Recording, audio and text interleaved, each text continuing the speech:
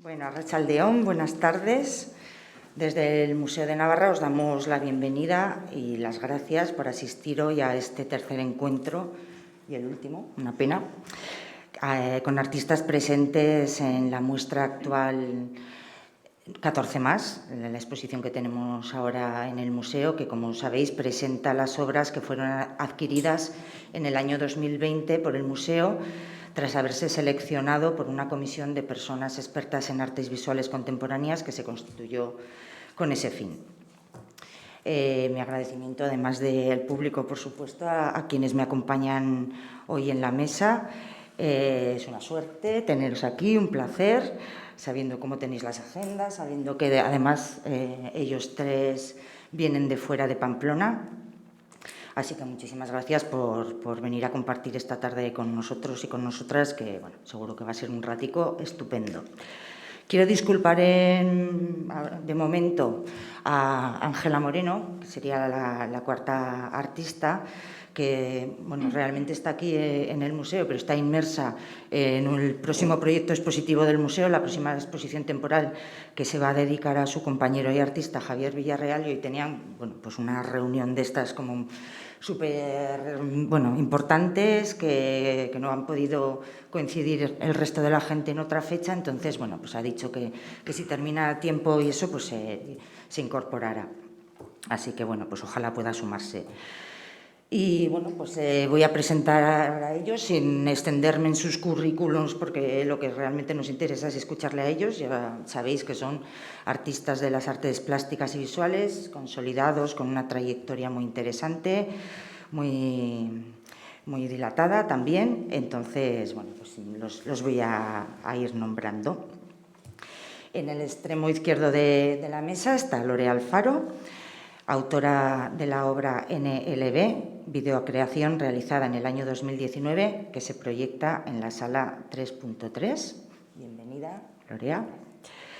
A mi lado, otra Alfaro, Greta, también autora de otra pieza de vídeo titulada 14ª Estación, realizada también en el año 2019 y que se puede ver en la sala 2.12 del museo. Bienvenida, Greta.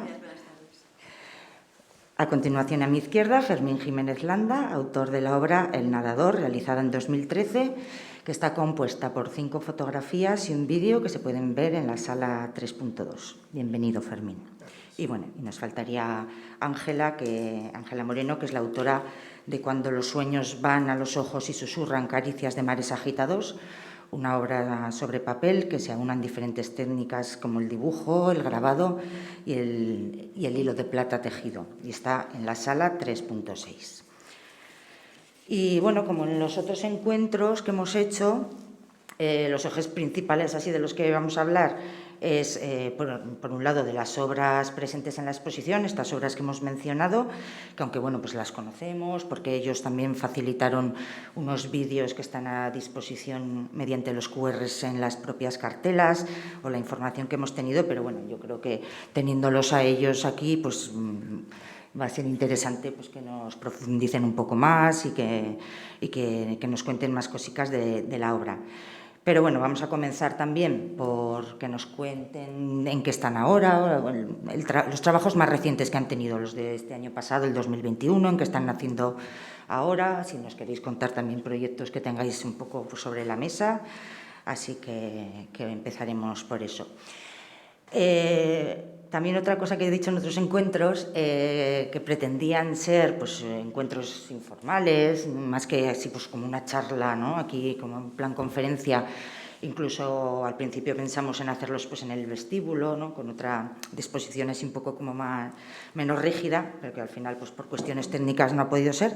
Así que os animo a las personas que estáis en la sala a que en cualquier momento, si queréis participar, preguntar, comentar, a vosotros lo mismo, porque bueno, pues también preguntaros entre vosotros, ¿no? Cosas que desde vuestra visión de artista pues os pueda interesar del trabajo de la otra persona, ¿no? Para que, bueno.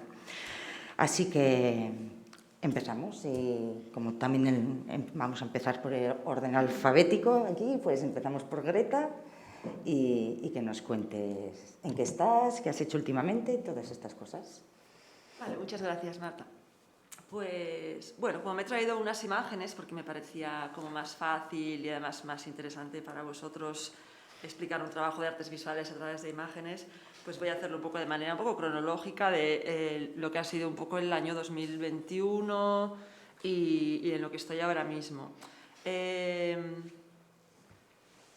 año 2021 es que realmente después de la pandemia, etcétera, pues ha sido un momento un poco extraño para todos. ¿Se me oye? ¿Me habéis oído todo o tengo que repetirlo? Sí.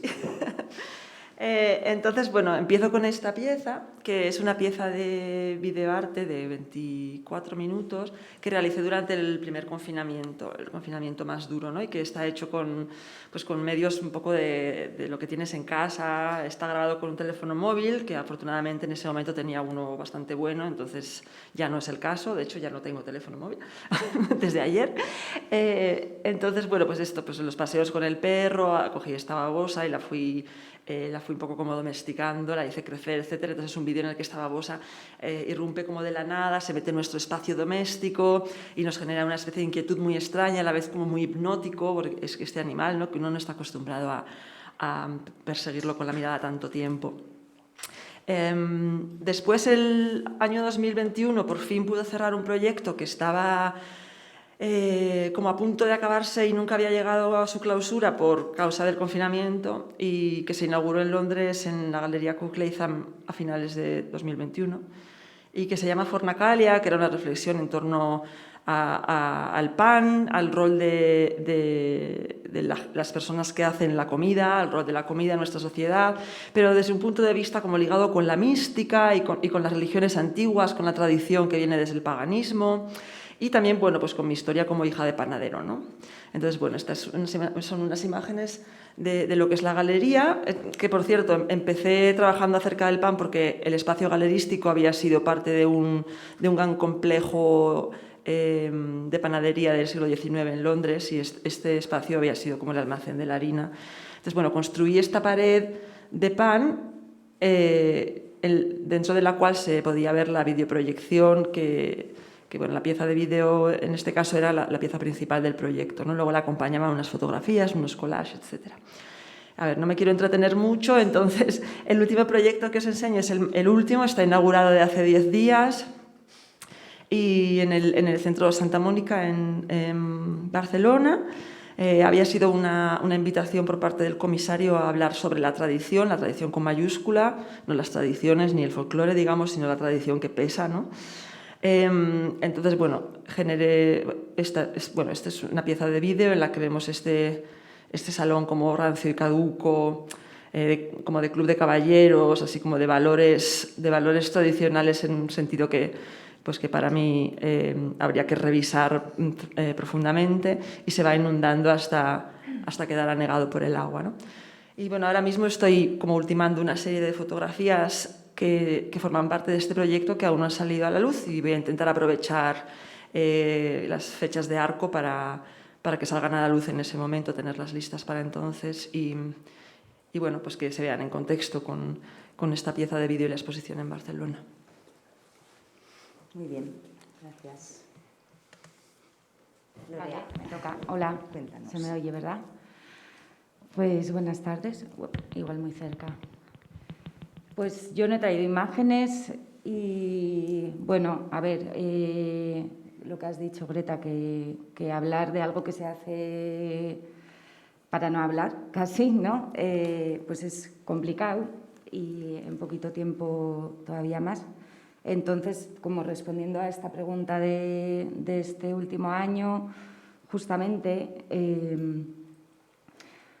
pues he tenido unas cuantas expos, llámalo proyectos o como sea, que justamente se relacionan bastante con el vídeo que está ahora aquí en el museo.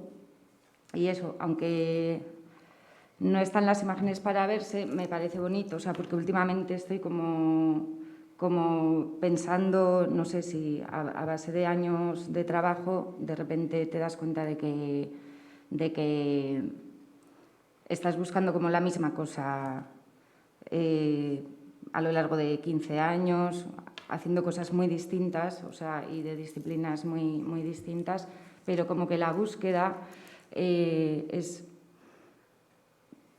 la misma o es siempre una o algo así.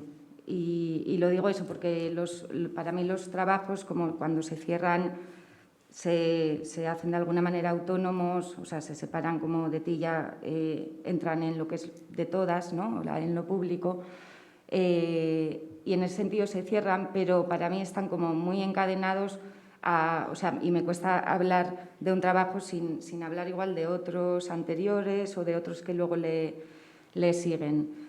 Entonces, justamente de esto igual se puede ver un poquito en las mesas esas que hay ahí, donde nos pedíais como imágenes de proceso o algo que tuviera que ver con el vídeo, y justamente ahí hay dos imágenes de las que estoy acercándome a mencionar, de las expos de este año, que una se titulaba 2020, pero fue en el 2021, en la Fundación Miró, en Barcelona, y justo ahí había un vídeo que yo creo que incluso, ahora no lo recuerdo bien, pero que lo haría antes de este que está aquí, pero que estaba como tratando de buscar lo mismo, que tampoco sé qué es, porque por eso lo hago, para saber qué es eso, pero en el que aparece, bueno, en el que aparezco yo, y en una, bueno, grabado de la misma manera, con la cámara del ordenador. ¿En qué momento me pongo a hacer eso y para qué? Pues tampoco lo sé, no lo sé. Pero bueno, sé que tiene que ver con algo de la mirada, sé que tiene que ver como con cómo el trabajo en arte te coloca, o sea, te sitúa, ¿no? Y bueno, con la relación entre la mirada, no sé, el rostro y la mano, y cómo a veces se separa, velar parte del rostro. Entonces, bueno, allí en la Miró rodeaba a un querer acercarse a hacer un perfume, y entonces estaba pensando como en la imagen en una posible imagen de una campaña, ¿no? Para un perfume, o sea, que es otra cosa que en sí o sea, es difícil ponerle palabras, ¿no? A un olor o sea, que nos acercamos a ello como poniéndole imágenes o así. Y en esa exposición la estuve trabajando, o sea, que era con otro artista, que es Jonathan Mendy. Y bueno, en vez de decir lo que he hecho, me he puesto a decir igual más qué hay detrás o alrededor, igual un poco indefinidamente. Y también luego otra exposición que fue en el 2021 también, en la Galería Carreras Mújica, en Bilbao, que se llamaba Un mundo sin cualidades, era una colectiva, y yo ahí hice un trabajo que también sitúo como en el mismo conjunto bueno, como en el mismo acercamiento a algo. Ahí también salgo yo, o sea, hay en esa mesa hay unos cuantos trabajos en los que salgo yo, que no es lo más habitual. También pienso que quizás a veces es simplemente que yo estoy conmigo, o sea, que es lo que tengo a mano, ¿no? Que me tengo a mano. Y bueno, podéis ver algo de eso en la mesa. Yo qué sé, porque igual si queréis podéis preguntar para que tenga esto como un poquito más de sentido. Y bueno, para mí han sido dos trabajos muy importantes, o sea, en lo que es mi trayectoria. Aparte de que son recientes, pues han sido dos cosas, o sea, como que pensándolo, este año pasado ha sido como bastante intenso de trabajo. Y en esa mesita hay otro vídeo, bueno, un frame de una proyección de ese vídeo, que es Oniburus, que creo que es del 2011, y para mí NLB es como cuando lo hice, cuando me encontré que eso era una cosa cerrada, pero que se mantiene abierta para que pueda entrar cualquier otro, ¿no? me di cuenta que era como una actualización de ese vídeo pues mucho más joven, ¿no? Y por eso he empezado diciendo lo de los procesos alargados en el tiempo, ¿no? ¿Y qué más? Y bueno, en esta cosa de mismas búsquedas o de poner en relación, porque he dicho como que últimamente estoy como, bueno, fijándome o atendiendo a esas relaciones que se dan entre trabajos de distintas, o sea, como entre distintos cuerpos de trabajo. Pues también hace poco se acabó una expo que tuve este año pasado, eso es, en el Artium, en Vitoria, en el Museo Artium, también a raíz de una adquisición, o sea, de 2 vídeos que entraron a los fondos del museo. Entonces, se me invitó a una exposición para contextualizar de alguna forma en una sala que la dedican ahora a contextualizar últimas adquisiciones, ¿no? Y entonces es la autora, en este caso, la que decide cómo enseñar lo que rodea ese trabajo. Y ahí lo que hice fue, en lugar de profundizar en ese trabajo en concreto, ponerlo en relación con justamente uno anterior que eso, en principio, según si tienes en cuenta solo lo formal, digamos, no tendría mucho que ver, pero que también es, como forma parte, es un eslabón en una misma cadena. Entonces, lo puse en relación con un trabajo anterior y con otro posterior. Y bueno, yo creo que aquí lo dejo. O sea, sé que todo igual suena un poco abstracto, sin concretar en los trabajos, sin poder tenerlos delante. Por eso os digo que cualquier cosa pues me preguntáis y intento responderos, ¿vale? Bien, gracias. Y Fermín, ¿qué nos cuentas? Hola. Pues yo me estaba haciendo aquí una chuleta porque tenemos todos el tiempo un poco traslocado en la pandemia. La primera mitad del año he estado aquí muy cerca, en Alzuza, haciendo un proyecto con la Fundación Oteiza. Así voy a intentar sintetizar mucho, pero con la idea de partida de que del vacío de Oteiza, de que, bueno, si él consideraba que entre estos 2 elementos de una escultura de Oteiza se generaba un vacío y entre estos 2 se generaba otro vacío, mi juego de partida ha sido trabajar con el vacío que se genera entre este y este lado de la escultura, que parece como muy abstracto y tenía como una dimensión un poco abstracta, pero tenía una muy, muy concreta, ¿no? Y me sabe mal que esté en la cámara porque el ejemplo que siempre doy no lo puedo decir en público si hay cámaras, porque no tengo permiso para... Pero bueno, hay una actriz de Hollywood que tiene una pieza en su casa y para mí, por ejemplo, uno de estos espacios como entre muy concretos y muy abstractos era el que se generaba entre esta actriz de Hollywood y el que se genera y la pieza que tiene el Partido Comunista de Aragón. Con esto se genera, bueno, por un lado esta cosa que tengo yo de los viajes, de recorrer lugares, de los vericuetos para llegar hasta personas que tienen las obras, y al final todo ese proyecto era una especie como de cuaderno de viaje, ¿no? En el que llegaba la gente y tal, de una manera a veces muy, no sé si me acerco mucho o poco, a veces estas obras, también ese paradero de las obras, a veces sí que habla de decisiones personales del artista y a veces son dinámicas extrañas, azares y cosas del mercado del arte secundario que no tienen que ver con su obra, pero sí con la vida, ¿no? Y también esto, bueno, fue un proyecto muy influido por la época en la que vivíamos, ¿no? No pude llegar a muchos sitios, a otros llegué, pero de repente para mí formaba parte del proyecto grabar el aeropuerto de Barajas totalmente vacío, como todas las situaciones extrañas que ocurrieran entre medio, en esos vacíos, pues se llenaban de contenido. Y aparte del viaje había una parte como más física, en la que con las piezas que había en la exposición permanente de la Fundación estuvimos tomando medidas como muy exactas de esos vacíos que se generaban entre vacíos.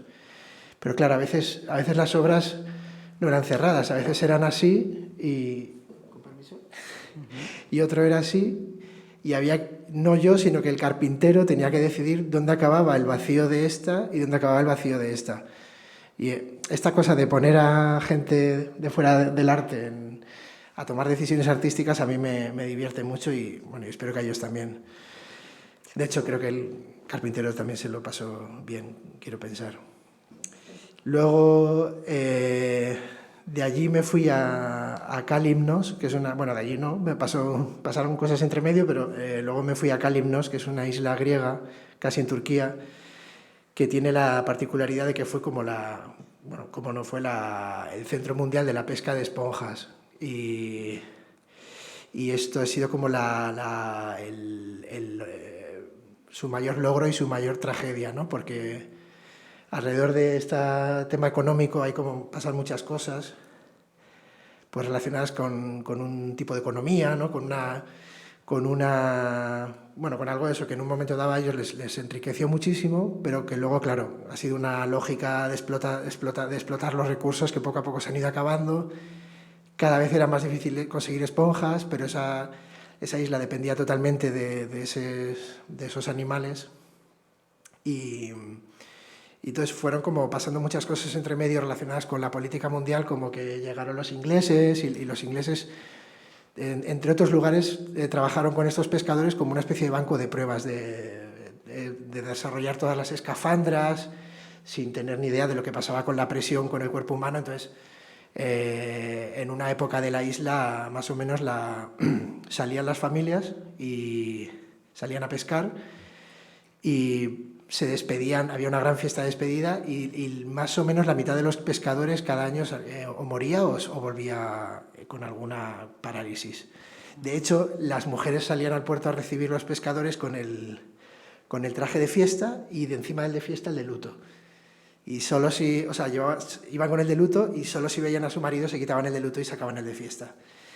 Y desde el primer momento yo tenía en el fondo la duda de, bueno, había como una historia, es más larga, hay una parte como también un poco de zoología, porque hasta un momento dado se creía que la esponja era un vegetal y luego se descubrió que era un animal, y incluso la esponja es casi a un nivel como escultórico, entre ser vivo y escultura es muy interesante cómo pasa el agua a través de ella, y ¿no? Es como un laberinto hacia adentro, así, como una cosa rizomática, pero a la inversa, una cosa muy loca. Y era como todo el rato como, vale, tengo ahí como un temazo, pero en el fondo, ¿qué voy a hacer yo como artista?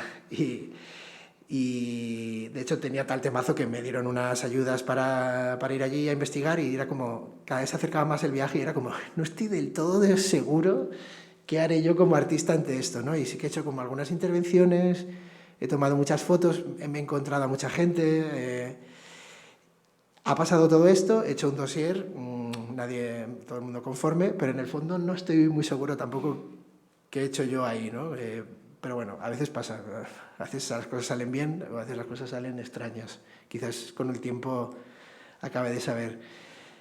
Y luego, de una manera un poco así extraña, me vi envuelto también en un proyecto en Beirut, como de arte público, más relacionado con arte urbano, en el cual me metieron un poco con calzador, por amiguismo, más o menos, y que fue una experiencia maravillosa, y en la cual pues no había dinero y yo básicamente me dedicaba a caminar con la cámara del teléfono y tizas, y estuve haciendo algunas piezas en las que retomaba hace muchos años hice una obra que era simplemente los chicles del suelo, unirlos con líneas, y empecé a hacer como ese tipo de pruebas, de hacer una especie de constelaciones uniendo los chicles del suelo, y luego empecé a hacerlo, claro, estábamos en Beirut y tiene otras cargas la ciudad, y hacía esas constelaciones pero con balazos, pero las hacía un poco al mismo nivel, entonces había como algo así formal parecido, pero allí, claro, allí la vida, o sea, la ciudad es como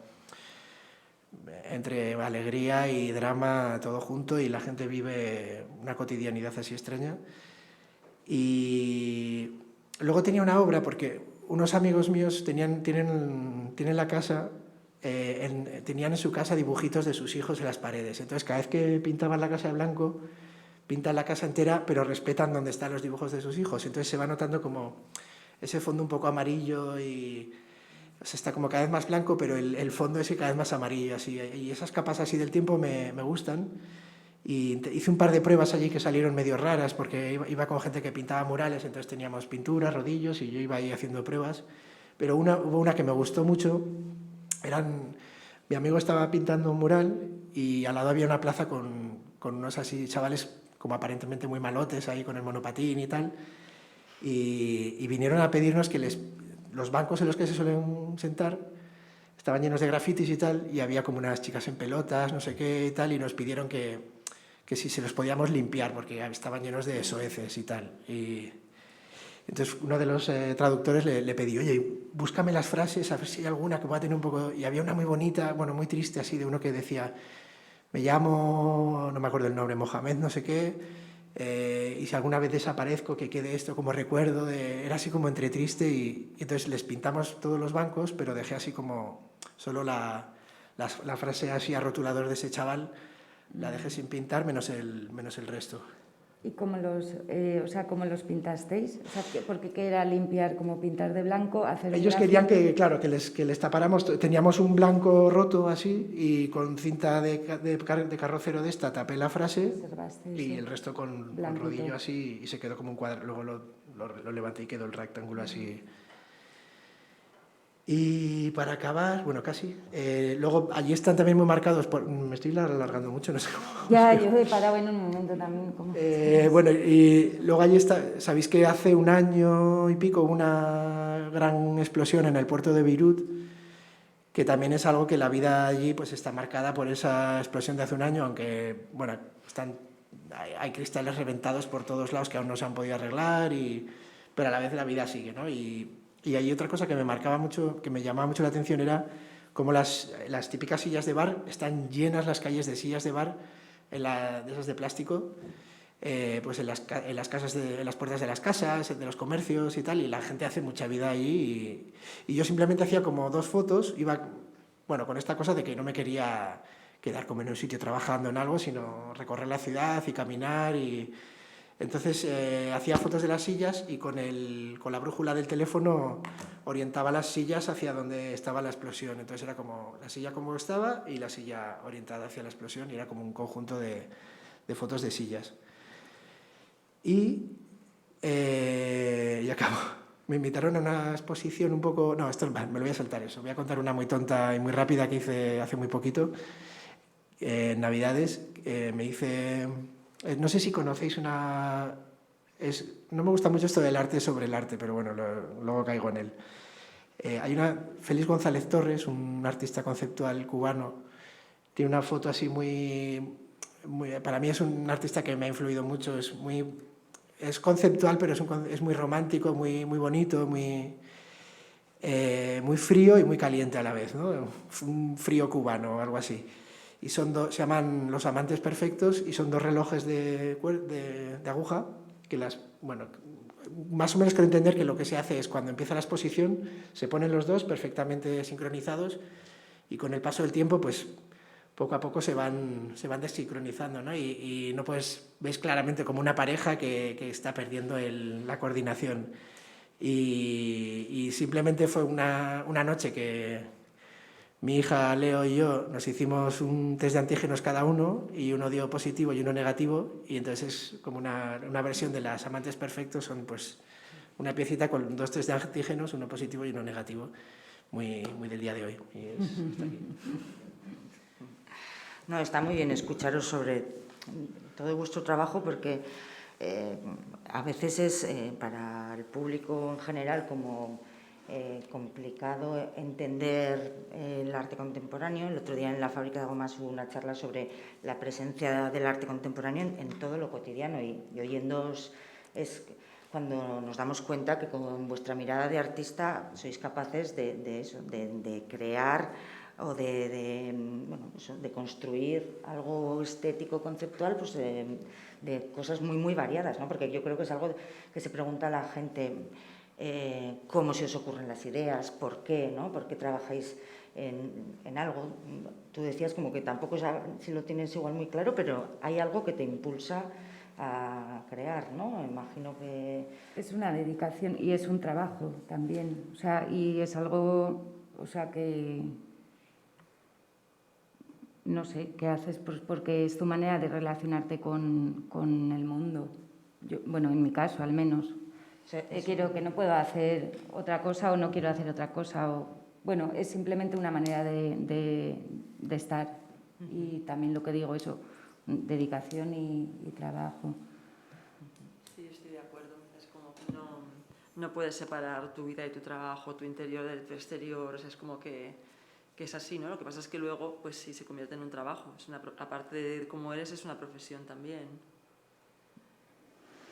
Sí, pero que sí que es una manera de estar en el mundo y que es que yo estoy de acuerdo con ella, que yo tampoco me podría imaginar que yo pudiera hacer otra cosa. Eso me generaría pánico, es como de no sé hacer otra cosa. Yo a veces pienso lo contrario. A veces, o sea, lo que sí es verdad es que estoy como todo el rato con un cuaderno apuntando ideas, tomando fotos de cosas, viendo de repente a alguien que ha resuelto algo de una manera y le hago una foto para copiarme esto, porque tal, un recurso. Y es todo el rato así, pero yo en realidad luego de decir que llega, por ejemplo, el fin de semana, es que además tengo muy mala memoria, entonces yo igual llega el fin de semana y desconecto tanto, que luego llega el lunes por la mañana y tengo que empezar a abrir los correos y las cosas para ver cómo a qué me estaba dedicando el viernes, ¿no? O sea, eres un trabajador del arte, ¿no? De lunes a viernes. Pero, o sea, luego el lunes hago algo que me encanta, pero no, o sea, yo no sé, se me olvida, muchas veces se me olvida. Sí, yo tengo ese problema a nivel cotidiano, así de en plan de una hora para otra, no me acuerdo en lo que estaba. Por eso también lo de tomar las notas y sacar fotos de todo y apuntar todo, porque, ¿sabes? A veces son estados mentales que uno está como en una nube así y es como de ¿en qué estaba hace 10 minutos? ¿En qué estaba hace una hora? ¿No? Tienes como que recurrir a unas estrategias de orden y de memorización, ¿no? Para poder como retomar el hilo. Sí, muy bien. Pues porque son un poco también como, son métodos de trabajo muy desestructurados, ¿no? También. Puede ser, sí, no sé. No hay como una manera de hacer. Ay, perdón, soy yo que no me acerco. O sea, que así como eso, sentís el arte, claro, que también como una profesión y además vosotros que venís que residís en diferentes lugares, que os movéis también pues por fuera de España, ¿qué titular nos daríais a la situación actual, así de que estáis viviendo, que está viviendo el arte? Como... No sé. No, yo no tengo... Yo no tengo ni titular idea, tampoco. O sea, realmente eso o sea, igual es algo que no sé, que supera un poco lo que realmente estáis diciendo, que es una necesidad y una forma de vivir, ¿no? Estáis en un sistema del arte, pero no de esa forma consciente, ¿no? Como... Bueno, es que además quiero decir que el sistema del arte es una cosa y luego el arte es otra. O sea, yo me refiero más a lo otro. O sea, cuando he dicho como que es una forma de relacionarte con lo que te rodea, Claro. no me refiero como al sistema del arte, es que ni me refiero directamente al arte, me refiero a una manera de, bueno, literal lo que digo, a una manera de relacionarte con lo que tienes alrededor. Pero es verdad que en el momento en el que hablas de profesionalización, ¿no? De que se convierte en un trabajo, es en donde ya entronca con el sistema del arte, que es como la parte más rollo del trabajo, ¿no? Que es como la parte en la que tienes que estar pendiente de las otras cosas que no es simplemente, bueno, no sé, más rollo me refiero pues los emails, no sé qué, toda esa parte que es trabajo. Ya. Y que no es lo que la gente se imagina cuando te dicen qué bonito ser artista, que se imagina que estás siempre así como... Y no es esto, ¿no? Pero aún así es difícil contestar esa pregunta. Sí, no, ya. Porque también supongo que hay millones de realidades y de sistemas del arte y de realidades del arte, dependiendo de dónde estés, en qué momento estés y si hablas de una cosa o de otra, si estás hablando de, no sé, de lo local o de lo internacional, o si de lo del mercado, o de lo institucional, o de tú en tu estudio, o de cómo se llevan los artistas entre sí, o de yo que sé, como hay que millones de cosas que podrían ser y pues, es inabarcable, ¿no? Casi, ¿no? Claro. Sí, no, yo también, o sea, creo que... iba a decir una cosa que es mentira, iba a decir que, o sea, como que cada vez... había una... O sea, como que cada vez todo se ha explosionado más en mundos y submundos. Iba a decir como...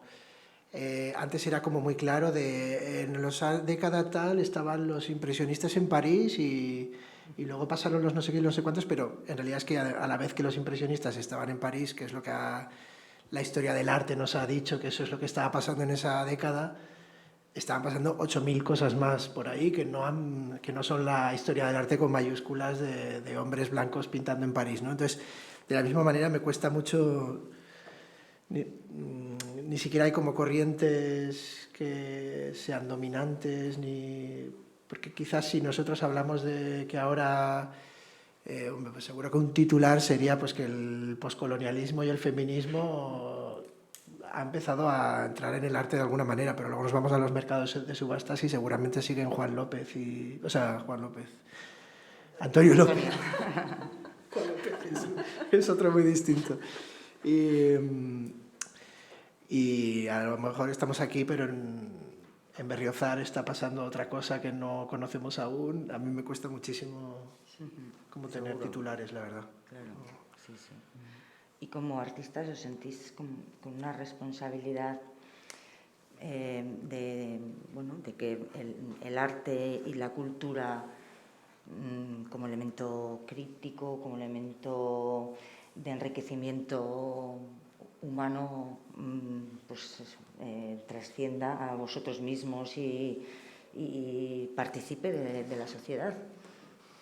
Claro, a mí me parece que ese tópico así vilipendiado del artista en su estudio y así como que trabaja para sí mismo es absolutamente falso. El artista no trabaja para sí mismo, el artista trabaja siempre para alguien y siempre tiene en mente para quién está. El arte es un acto de comunicación, ¿no? Habrá otros que igual puedan definirlo como acto de expresión, lo que sea, pero siempre es un acto de comunicación. Extraño, ¿no? Extraño, pero sí que es una manera de lidiar con el mundo y como decías tú antes, cuando yo he dicho lo de que para hablar de las imágenes pues mejor mostrarlas y tú decías lo que no se puede expresar con palabras, es verdad que pues nosotros pues intentamos generar opinión, crítica, lo que sea, o que sea a nivel estético, cada uno sabe por qué trabaja, pero es una manera de comunicarte con los demás o de expresar cosas a través de imágenes, de sensaciones, ¿no? Y también pienso que desde el momento en el que alguien hace un trabajo que es público y que está abierto al público, tiene una responsabilidad y conlleva una responsabilidad, tiene que saber, ¿no? qué es lo que está sacando al mundo de alguna manera, ¿no? Nunca es totalmente inocente, estás poniendo algo al público, siempre es político, ¿no? No sé si en el público también alguien quiere participar sobre todas estas cuestiones que estamos diciendo. Sí, ahí atrás, Ángel.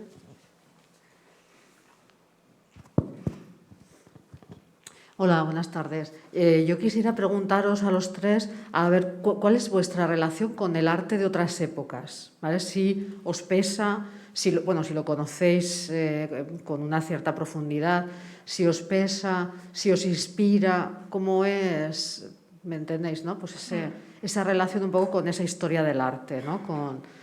Si hay alguna época, algunos creadores en concreto. Bueno, ¿cómo vivís esa relación? Porque finalmente pues también formáis parte, ¿no? de ese desarrollo, ¿no? De esa historia. Gracias.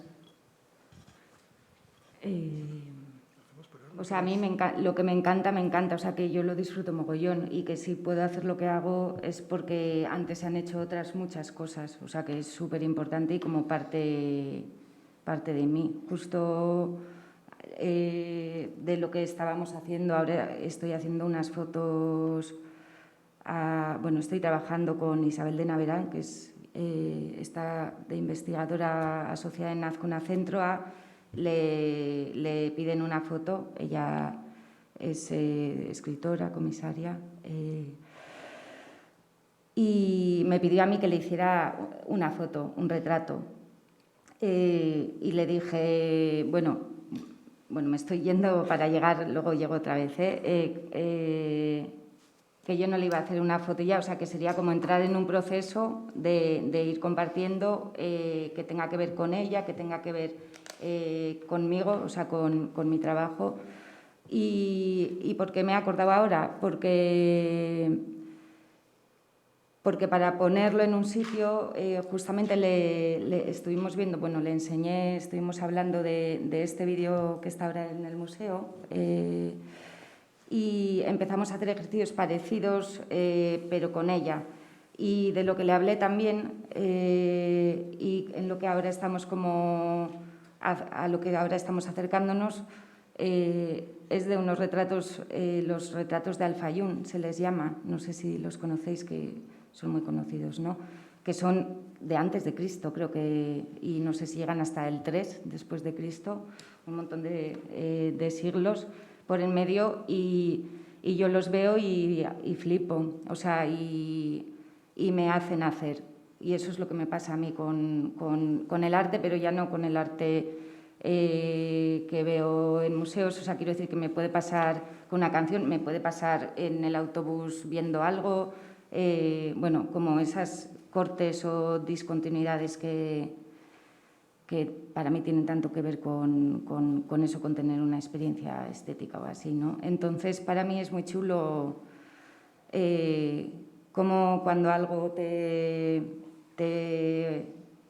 flipa, te hace hacer. O sea, como eso, sí.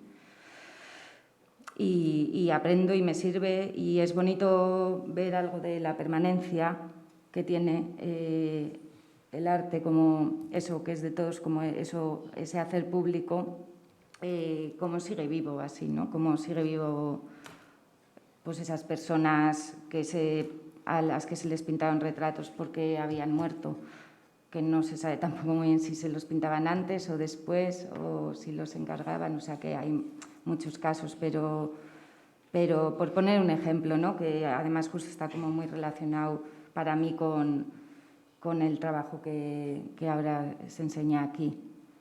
A mí eso me da mogollón. Y he puesto un ejemplo, son muchísimos.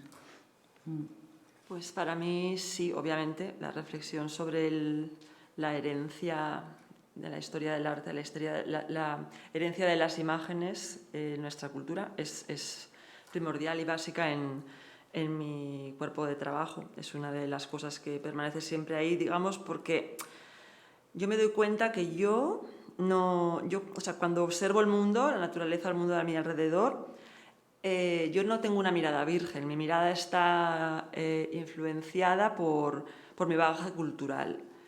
Y en ese bagaje cultural hay cosas que pertenecen a la cultura pop contemporánea, pero hay muchas cosas que pertenecen a la historia del arte y pertenecen a la imaginería religiosa. Y están ahí, lo quiera yo o no lo quiera, y tiñen toda mi visión de la realidad y cómo percibo yo la realidad, que nunca es objetiva. Entonces también para mí es importante como artista tener en cuenta esto a la hora de entender cómo las demás personas también pueden percibir la realidad, si está teñida por las mismas influencias que la mía y de qué manera estos imaginarios que al principio pueden parecernos obsoletos porque ya no tienen una relación directa con nuestra vida, siguen de alguna manera un remanente que todos compartimos, ¿no? Por lo menos todos los que pertenecemos a una cierta cultura. Y claro, yo no puedo hablar desde otras tradiciones pues porque no las conozco y sería como muy arrogante, ¿no? Pero sí, para mí es absolutamente básico, y no solamente como reivindicarlas, sino también ponerlas en duda, etcétera, pero bueno, usarlas un poco casi como imágenes un poco arquetípicas de cosas que todas las llevamos ahí, en un momento dado las puedes reconocer, puedes entrar a ellas desde otro punto o desde lugares insospechados y hacia lugares insospechados, ¿no? Desde un mismo punto de partida. Yo en mi caso, es que estaba pensando, sobre todo por ti, Greta, que tenemos una relación súper distinta, o sea, porque tú eres el barroco, el bodegón, ahí hay muchas cosas que están y que también las tengo yo, pero vamos, creo que no salen en mi trabajo, y a mí me haces pensar más en cosas más recientes, ¿no? Desde más siglo XX, no sé. González Torres, el que has dicho también, por ejemplo, o sea que... Sí, ¿no? Y luego pues, o sea, desde me voy como muy atrás al dadaísmo, surrealismo, a Duchamp, y luego pues bueno, en fin, a muchísimas cosas, pero ya como que me hacen pensar más en el siglo XX, no tanto en imágenes y tal, sino en gestos, en el situacionismo y en cosas, en gente más que se dedicaba casi más a crear situaciones que a hacer imágenes y cosas así. Pero bueno, y también a cosas de literatura, como Cortázar o cosas así que me han influido mucho en realidad.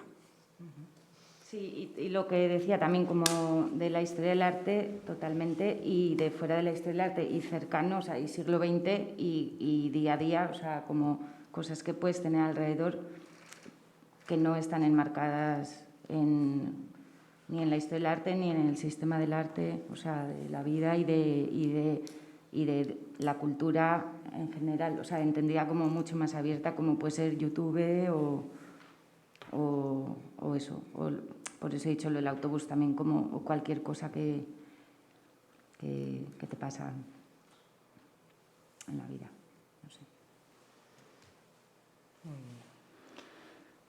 Mercedes.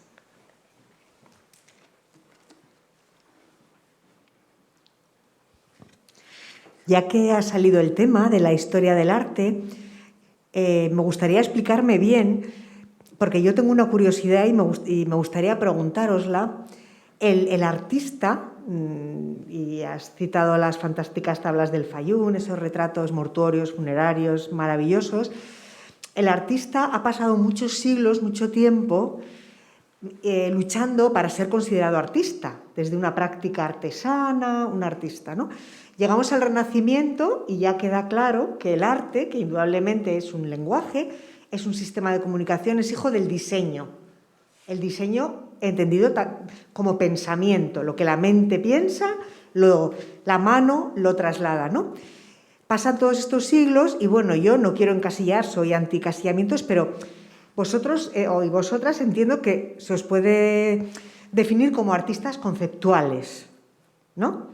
En el sentido de que, por eso digo que quiero explicarme bien, en el sentido de que tenéis una idea, tenéis una inquietud, tenéis algo que queréis plasmar con técnicas diferentes, de maneras diferentes. En vuestros procesos, ¿usáis el dibujo? ¿Dibujáis? ¿O son más ideas que se reflejan en cuadernos? ¿Cuál es un poco vuestro proceso de trasladar el concepto, la idea, el diseño que hay en la cabeza, trasladarlo hasta la forma final que luego se manifiesta en unas fotografías y un vídeo, o en una escultura, o en unos vídeos? Gracias. Yo lo que sí querría decir es que yo creo que todo el arte es conceptual, que al final la técnica que uno utilice depende mucho de la época, del contexto, etcétera, pero que, pues eso, ¿no? Eso por una parte, que no, yo no creo que los artistas del 16 fueran menos conceptuales que nosotros, y por eso me sonreía mientras decías que éramos conceptuales, porque, claro, de alguna manera sí, pero por otra parte yo siempre reivindico lo sensorial un montón, porque me parece una parte súper importante del arte, ¿no? Ya que me he puesto a hablar, pues ya te contesto. Claro. Yo soy más de escribir que de dibujar. Y cuando necesito imágenes tiro más a collage. Collage que puede ser tijera y papel o puede ser digital, más que a dibujo. Me cuesta el dibujo para imaginar, sí. Ya, yo no sé, o sea, me parece una pregunta que la puedo entender y interesante, pero me cuesta mogollón responderte. O sea, igual porque yo no suelo diseñar lo que voy a hacer y entonces me invento la manera para llegar a ello. Es más, empezar a hacer, o sea, como generar situaciones para ver qué pasa, o sea, claro, y no es una cosa como de pura intuición y a ciegas que tienes una técnica, pero la técnica esa tampoco es como procedimental o no es,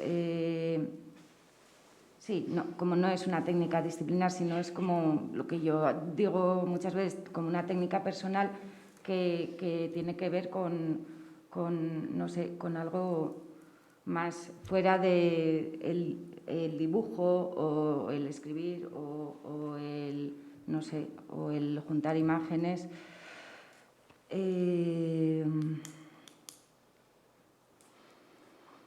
Yo creo que la clave, o sea, para responderte sería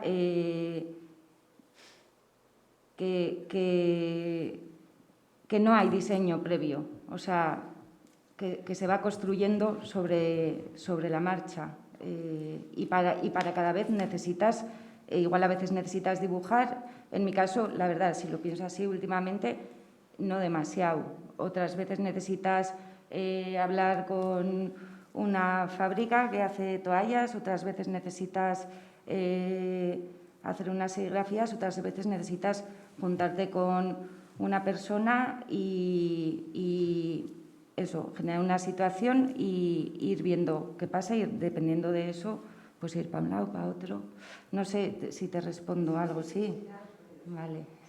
Yo sí que dibujo muchísimo, la verdad, en cuadernos y tal, pero a veces esos dibujos no son necesariamente como ese bosquejo de algo, ¿no? Pero a veces son dibujos de situaciones o no sé, siempre estoy como... creo que es una manera como de hacerme esquemas que a veces sí que son, no sé, realmente esquemas y bocetos y ver cómo algo funcionaría con algo, aunque no sea muy formal el resultado. Y depende mucho del trabajo. Por ejemplo, también estaba pensando en un ejemplo de obra que igual es como más tipo collage digital porque es que no depende solo de mí. Recuerdo una que era como que quería hacer una especie de matrioska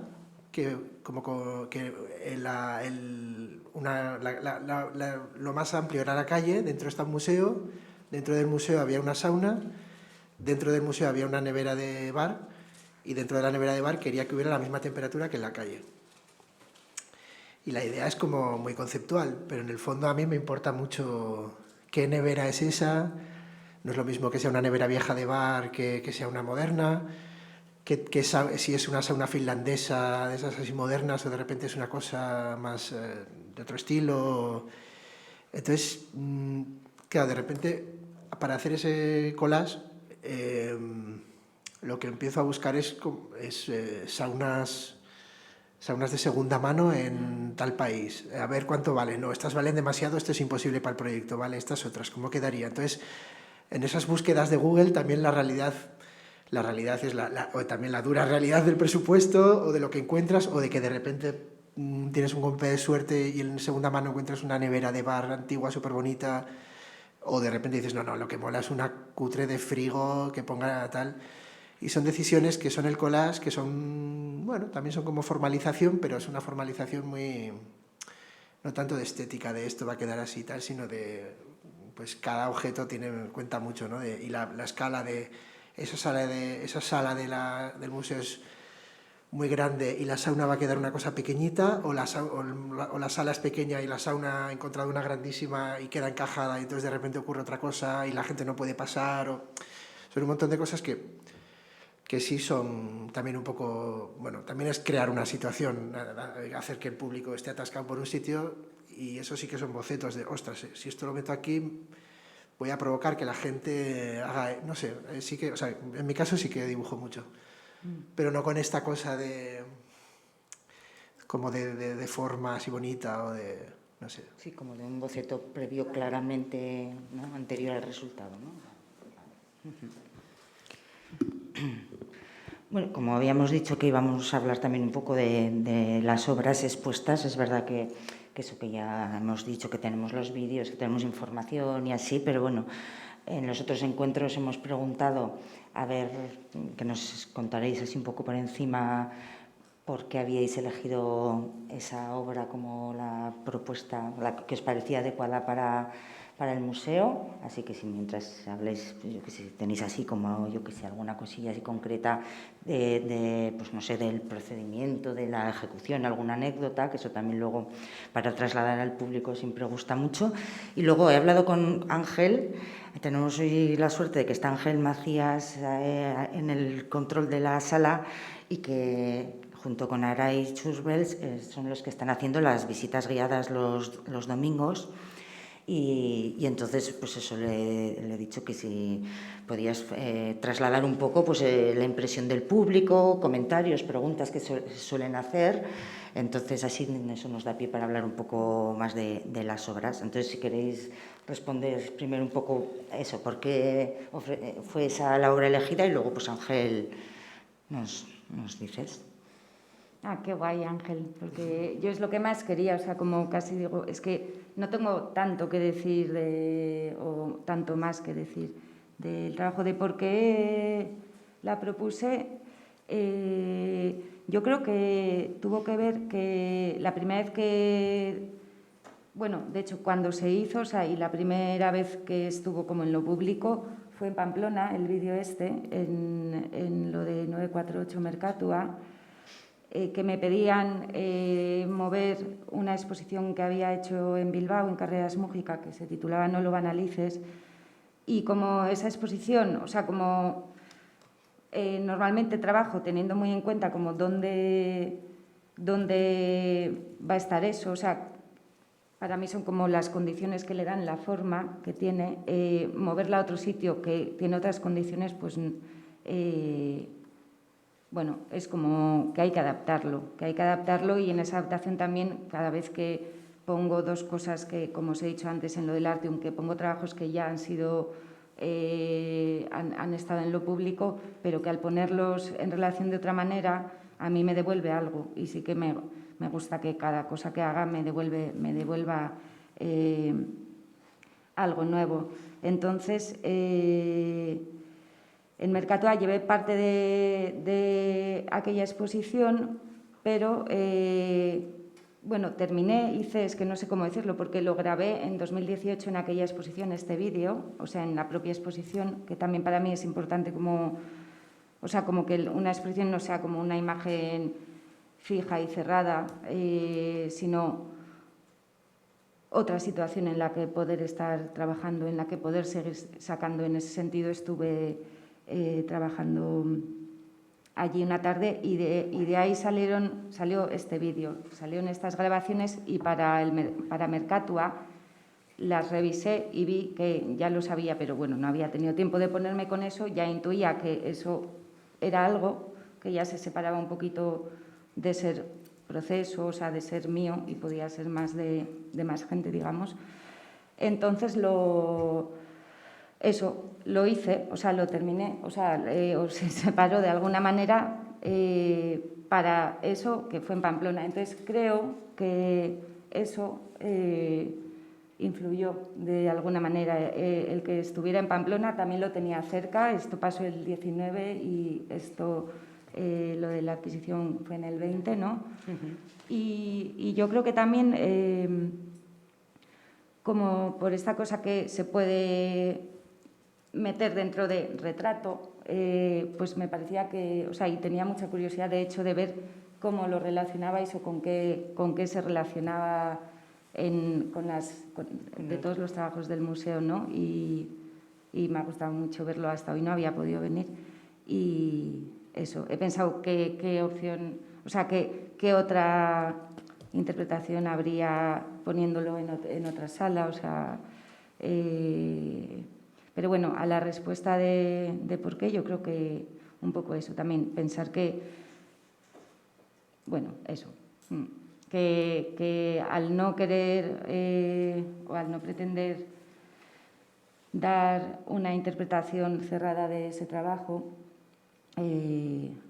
pues eso, permitía como entradas diversas con la colección, pero sobre todo eso, a mí me interesa también pasar a la parte, o sea, cuando respondáis de eso, también quería preguntarte o preguntaros a los del museo, a ver, eso, en vez de empezar yo a interpretar lo que no me interesa, ¿cómo lo habéis, o sea, desde dónde lo habéis hecho ese link? O bueno, eso, o qué está pasando con ello, porque, bueno, es bien. En mi caso, sí que tenía claro que quería que fuera una pieza de vídeo, porque normalmente la mayoría de mis trabajos, la pieza principal, digamos que los proyectos están compuestos por varias piezas normalmente, y normalmente la pieza principal donde sucede la acción, que lo vertebra todo, así es el vídeo. Y también quería que fuera algo que tuviera algo que ver con el territorio. Yo trabajo mucho específicamente para los sitios, o sea, decir, vamos a exponer aquí o vamos a hacer un proyecto aquí, y pues informándome un poco de cuál es la historia, el contexto, etcétera, de este sitio, pues hacer un proyecto que tenga algo que ver o que dialogue un poco con ese lugar. Pero otra cosa que me sucede mucho es que yo regreso siempre a Navarra a hacer los proyectos, cuando se trata de un proyecto como más libre, que no es como un encargo o algo que está relacionado con una sala expositiva, con un lugar o con una beca o no sé qué, como decía antes, ¿no? A mí me pesa mucho el bagaje cultural y me pesa mucho las imágenes de las que yo he ido bebiendo toda mi vida. Y tengo como un pequeño archivo de imágenes y de cosas que yo pienso que algún día trabajaré con ellas. Y bueno, pues este es uno de los casos. La línea ferroviaria que pasa por Cinturónigo y Fitero, que son los pueblos donde me crié, pues está abandonada, esos dos pueblos desde hace mucho tiempo, pero la línea cerrada desde los años 90. Entonces, pues conozco las estaciones en ruina, conozco la estación y, bueno, llegó un momento en el que pues, me encajaba con otras cosas más de índole conceptual, etcétera, para generar esta pieza. Y bueno, pues sí me hacía ilusión que fuera una pieza que tuviera que ver o que se hubiera hecho en Navarra y que dialogara pues un poco pues con las piezas que hay en el museo y con la historia del territorio. Pues. Muy bien. Yo en mi caso, bueno, yo propuse 2 piezas y la del nadador, que bueno, no sé si damos por supuesto que todo el mundo sabe de qué piezas hablamos. En mi caso era Sí. así muy rápido, tracé una línea recta entre la punta sur de España y la piscina que tenían en casa mis padres y marqué todas las piscinas y fui yendo de casa en casa llamando a la puerta y metiéndome en la piscina de la gente para cruzarla y hacer como ese río de piscinas. Y al final también era un poco como volver a Navarra, o sea, volver a casa, ¿no? Que es así como un poco muy de relato de la Grecia antigua, así del retorno. Y además, bueno, era uno de mis greatest hits y yo creo que está muy bien devolverle a Navarra, que tantas becas me ha dado, siempre lo digo, junto al Gobierno de Navarra y la Fundación Jiménez Landa son de mis máximos sponsors. Y además devolver una obra de las que tú consideras tus mejores obras a una colección pública, pues me gusta mucho más que devolvérsela a una colección privada, ¿no? Y encima ese proyecto, que fue de los que me lanzó bastante en mi carrera, es que además lo hice con una beca del Gobierno de Navarra, con lo cual es que casi os tenía que haberla dado gratis. Y luego ya como anécdota, bueno, todos teníamos que proponer 2 obras, ¿no? Sí, yo jurado. también propuse. Sí, es verdad. A mí me pasó, y de paso es una especie de homenaje, la otra obra era una colección que tengo de jabones, esos jabones que se quedan, suele pasar en las casas, si os fijáis, que a la gente cuando, los jabones de antes, los duros, cuando ya casi son como una cosa finita, que casi parece joyería, a la gente le da pena tirarlas. El siguiente lo pone encima de ese, y de hecho se acaban pegando y tal, pero bueno, es una colección de jabones de esos así, muy inframins, y lo digo porque a mí se me quedó un correo, y de paso es una manera de saludarlo así en abstracto, de Francisco San Martín, que falleció hace un mes más o menos, y que estaba en el jurado, y me dijo por correo, creo que él quería que hubieran comprado los jabones, y dijo, y no sé, dijo, y te tengo que contar algo muy curioso sobre qué pasó con tus jabones. Y nunca lo sabré ya porque nunca tuve oportunidad de volver a hablar con él, pero algo pasó con esos jabones. Alguna anécdota, no lo sé, que se quedara. Pero bueno, al final igualmente creo que tenía sentido que fueran más las piscinas. Muy bien. Pues Ángel, si nos quieres contar cosas. Por nuestra parte, tanto Araitz como la mía, la aceptación de las visitas está siendo bastante amplia. Está viniendo bastante público, tanto a unas como a otras. Hemos pensado y adaptamos las visitas con 2 recorridos para que no se hicieran tan pesados, porque en 1 hora a las 14 horas hubiera sido imposible. Y la gente que viene es gente usuaria del museo, que suele venir normalmente a las visitas, pero también está viniendo gente joven, que, bueno, yo soy joven, entonces viene gente joven. Pero eso, estamos muy contentas de la aceptación y de cómo están analizando sobre todo y reflexionando sobre vuestras obras. Porque nosotros intentamos trasladar que las temáticas, al igual que el museo lo está haciendo con el discurso de todo el arte es contemporáneo, las temáticas al final se pueden repetir. Lo que cambian pueden ser los lenguajes, las técnicas, pero que es lo cotidiano, lo que tenemos, ¿no? En el día a día, lo que se puede ver y que vayan comprendiendo y que vayan reflexionando.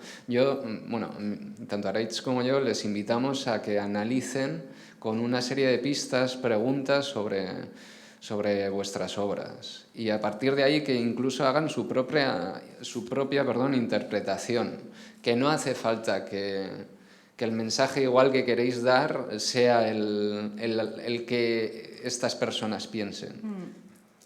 O sea, lo veo más gratificante tanto para el público como en nuestro caso. Yo es que además no quiero dar ningún mensaje realmente cuando hago, y eso. Claro, es que eso, yo creo que yo también hice el otro día una ronda con los vigilantes de sala, los que están repartidos eso por todo el museo, pues para ver cómo a lo largo de estos meses veían la respuesta del público, si les hacían preguntas, y generalmente, sobre todo frente a piezas de vídeo, ¿y qué significa, ¿no? ¿Qué quieren decir? ¿Qué nos quieren contar?